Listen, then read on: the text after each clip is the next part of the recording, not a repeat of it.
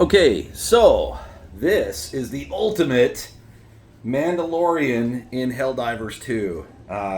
Built this. It takes quite a number of the various war bonds to unlock all the parts you need to make this build work. But it is phenomenally fun, and it plays exactly how you'd expect a Mandalorian to play. So that said, let's get into the actual gear sets so that you know what to do. So first things first is everything is built around the P92 warrant. This pistol is auto targets similar to the spear and the wasp, but as a pistol, and it has medium armor penetration, and it does 3-round bursts, and it has a capacity of 13 in each mag. So you'll get four rounds or 4 cycles of 3-round bursts, and then you'll reload. And the whole entire sort of build is built around this particular weapon. Now, can you use other weapons like the Senator for this as well? Sure, Senator. The Veto actually isn't bad if you get familiar with the reload sequence. But yeah, so I mean, I prefer the warrant because of the auto targeting. You can target stuff at a distance that you can't even see, and still hit it and take him out. It's also phenomenal for taking down flying things like screechers and those little droids that the squids have. This weapon is phenomenal for that. That's actually what we end up using as our primary weapon is the P92 warrant. Okay. So, to complement that, I'm going to jump over to armor. To complement that, we're going to use the GS66 Lawmaker armor. One, because it looks like Mandalorian armor, but which it does. This just looks like Din Djarin from the Mandalorian. Or maybe Paz Vizsla, right? Like fully loaded out. But the Gunslinger increases sidearm reload by 40%. This is awesome on the P92. Sidearm draw holster speed is increased by 50%. Again, also really great. Sidearm recoil is reduced by 70%. All of these things make that P92 warrant just a phenomenal weapon because it is medium pen, 13 rounds in the mag, and it's just awesome, right? Okay, so then I use the corresponding Lawmaker helmet, and then just to match the color scheme of the armor, I use the Eternal Corona cape. But okay, so let's go back to weapons. So on weapons, the next thing that is imperative to use just came out, and that's why I'm doing this video today, is the SMG Flam 34 Stoker. This weapon is phenomenal. A lot of people have been passing on it because essentially it's 2 weapons that don't get picked a lot combined into one.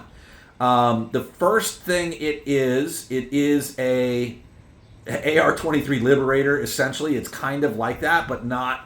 It's not a rifle. It's more of an SMG. So I guess it's maybe closer to this one right here. It's closer to the SMG 37 Defender. So it's essentially a 37. It's the Defender, but then if you were to add the secondary of where's it at? Right here, the P72 Crisper. If you put a Crisper underneath the Defender, that's essentially what the Stoker weapon is. This SMG Flam 34 Stoker. So this weapon, though, the reason why it's awesome is because when you get that drum magazine, you get 4 magazines with 60 rounds, which is awesome.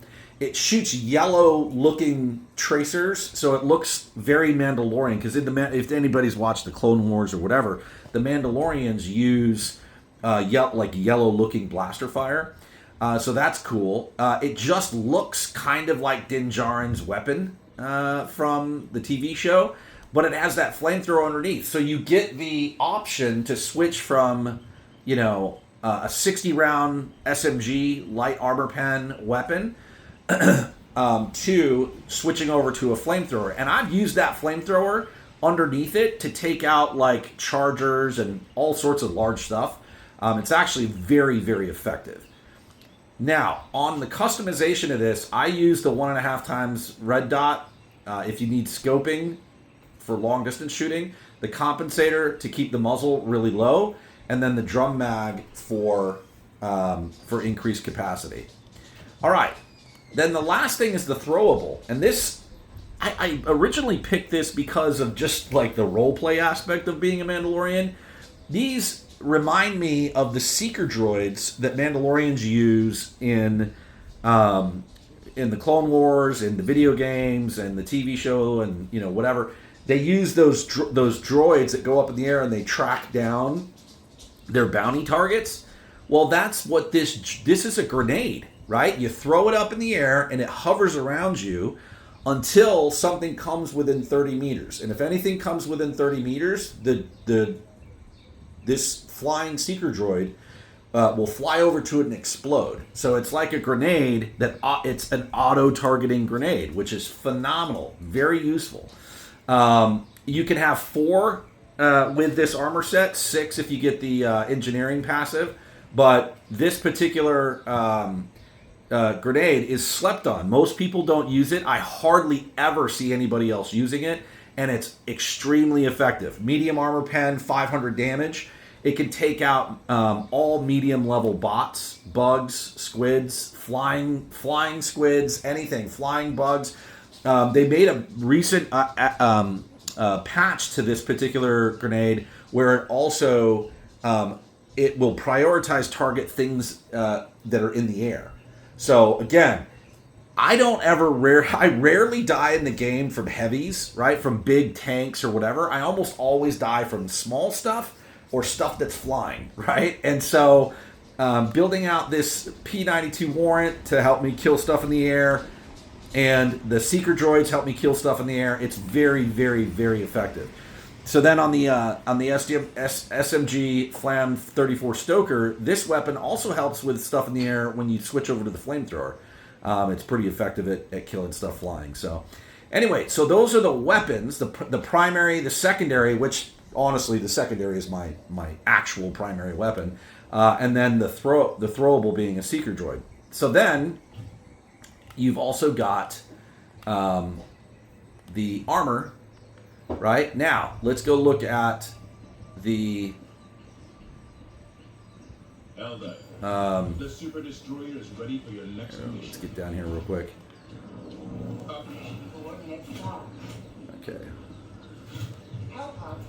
Now I'm going to show you what I typically will select for my stratagems. So normally for stratagems, I always take, and this doesn't matter really, I'll take the hover pack, and then I will take the commando. Now, why do I take the commando?